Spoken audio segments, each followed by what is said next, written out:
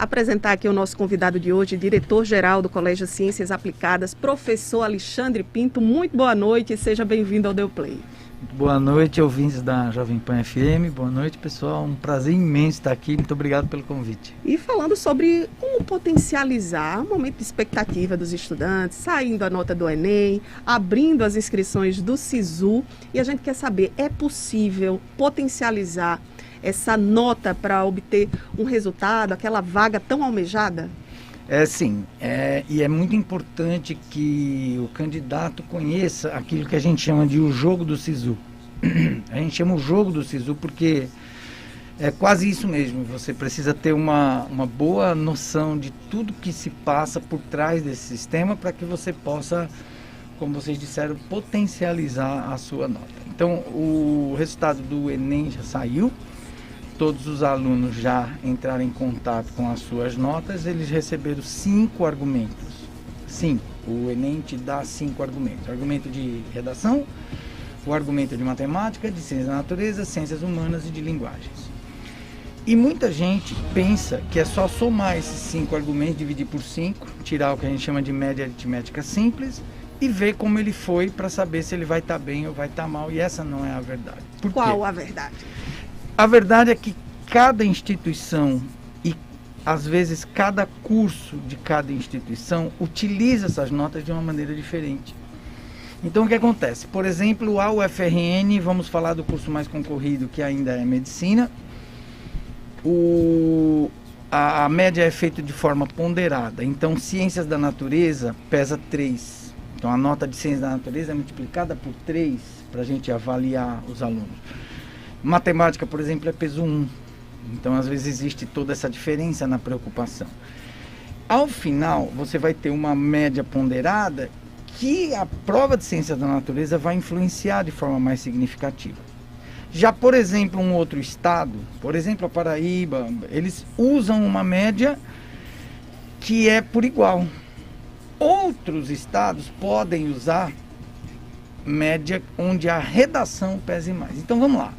Um aluno teve uma nota muito boa de ciência da natureza, muito boa mesmo, ele quer medicina. Então, se ele é da Paraíba, por exemplo, ele olha, pensa, fala, não, eu vou colocar para Natal. Por quê? Porque na hora que ele coloca para o UFRN, a nota dele vai ter essa vantagem por ter tido um desempenho melhor em ciências da natureza. Então existe uma estratégia por trás disso que deve ser levada em consideração. Exatamente. O aluno, antes de começar a fase do SISU, dos testes, né, que começa amanhã, é importante que ele visite os sites das escolas que ele cogita, né, dos estados que ele cogita, né, passar, se não passar aqui, e entrar em contato com que regra eles seguem, qual é a ponderação, é média aritmética, é ponderada, o que pesa, o que não pesa.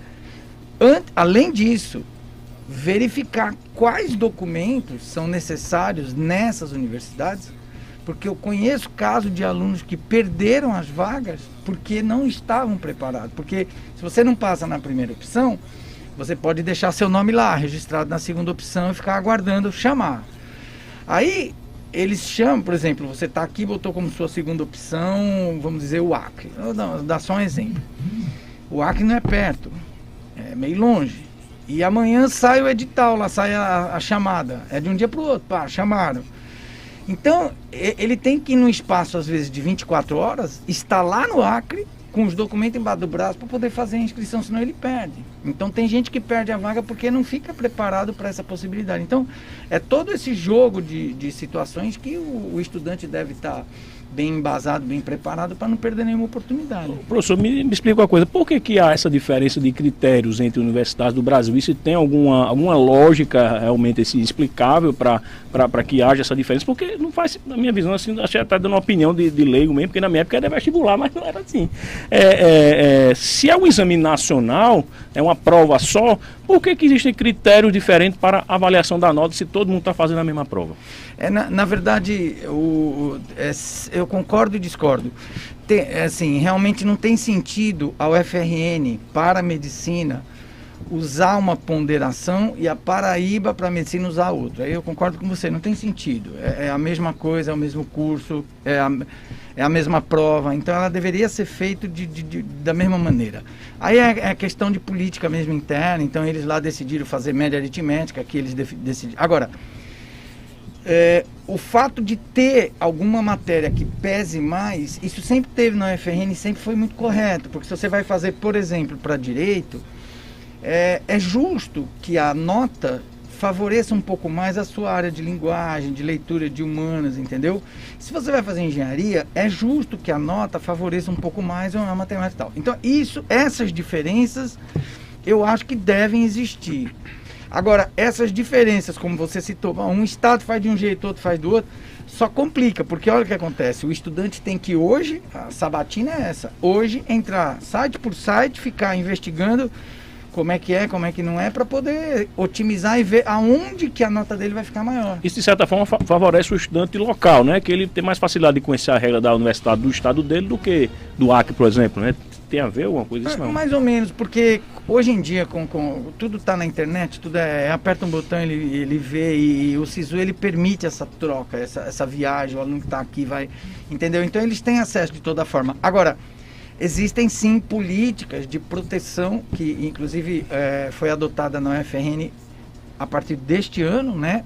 O aluno do Rio Grande do Norte, que se inscrever para medicina, ele tem um argumento de inclusão. Então ele tem uma nota a mais na nota dele, que um aluno de fora não tem. Isso para, entre aspas, proteger um pouco, né? É uma prática que está ficando cada vez mais comum. A Universidade de Caicó já usava, o pessoal do Acre também, Manaus também, mas no caso de Manaus, eles começaram a usar porque 100% das vagas de medicina lá eram ocupadas por alunos de fora. E aí terminava o curso e ia embora. Aí é muito bom. Tem a dificuldade da mão de obra, entendeu? No estado. Realmente é uma proteção necessária. Aqui eu vou dizer assim, poxa, claro, fiquei muito feliz pelos nossos alunos, eu sou professor de muita gente que faz medicina, e isso beneficiou os meus alunos. Ótimo, ok.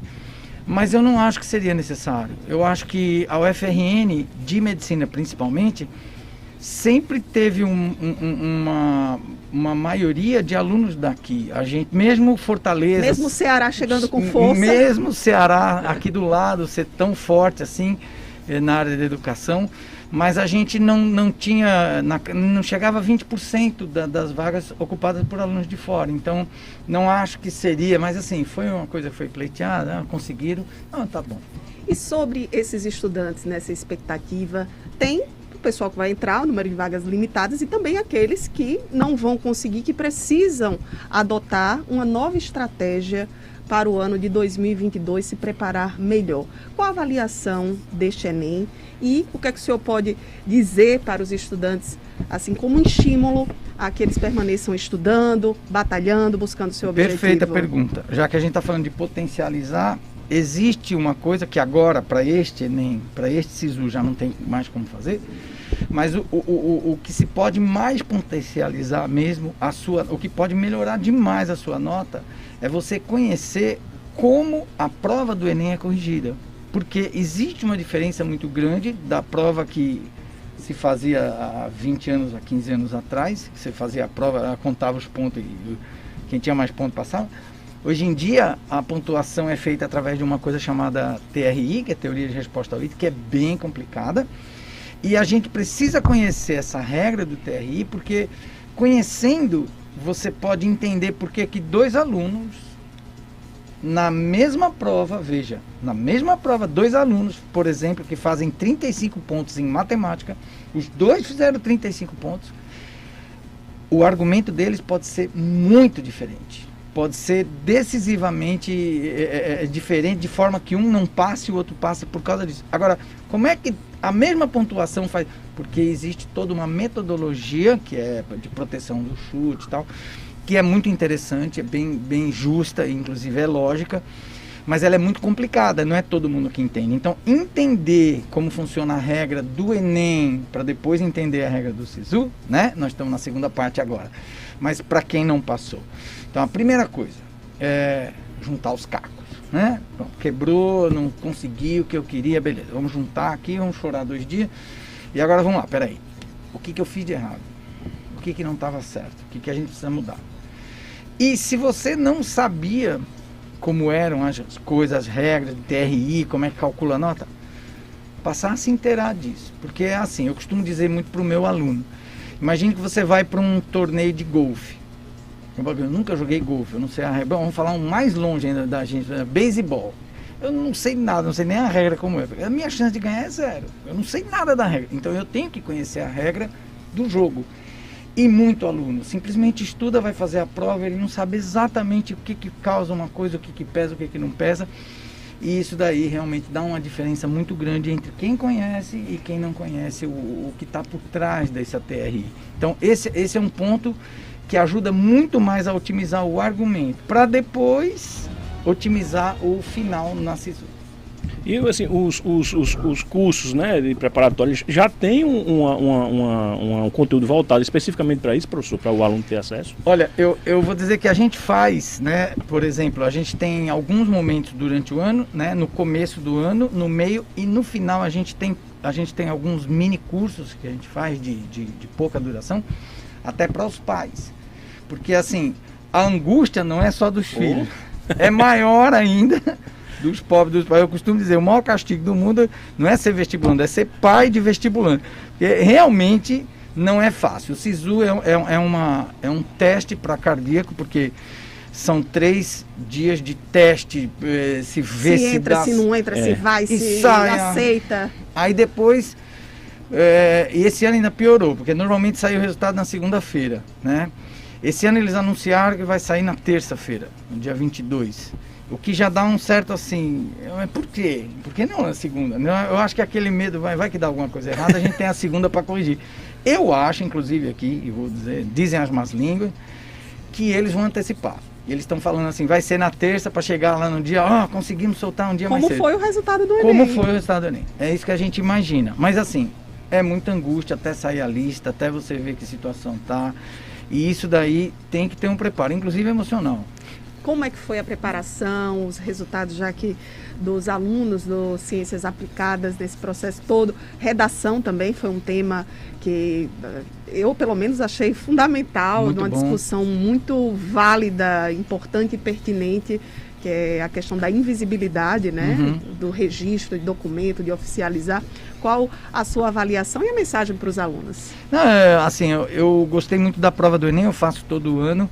Eu acho que a prova do Enem, ela tem um papel importante em muitos aspectos, né? Eu sou professor da área de ciência da natureza e a prova do Enem ajudou aos meus colegas, né, a todos os colegas da área de ciência da natureza, ajudou a gente a mostrar para todo mundo que física, química, biologia não é um OVNI do outro planeta, é uma coisa do cotidiano, é uma coisa de que você encontra, é porque que esse copo de plástico tem que ter esse papel de alumínio, e assim, e é isso que é bacana, porque o Enem ele trouxe essa característica de aprender para você usar, para você saber e tal. E a redação trouxe um tema extremamente pertinente, né?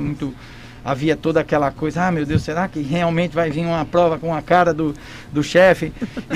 Ou vai vir, o que vai vir e tal? Havia toda aquela coisa. E veio um tema muito bacana na redação, os alunos estão assim, comentando aí o resultado, mas a expectativa toda é agora mesmo para o SISU, né? Aí que a gente vai ver como é que a festa começa. Vamos lá, vamos muito acompanhar. Bom. Obrigada, professor Alexandre Pinto, pelos esclarecimentos nesse momento de tensão. Informação é essencial para você que está se preparando aí já para a maratona do SISU, porque realmente é um processo que exige toda essa atenção, essa estratégia, essa comparação com o jogo é muito pertinente, porque há sim uma estratégia por trás disso para que você obtenha os resultados, para como se preparou ao longo do tempo, e a gente fica aqui na expectativa também. É isso aí. Obrigada, boa noite, professor. Boa noite, professor. Obrigado.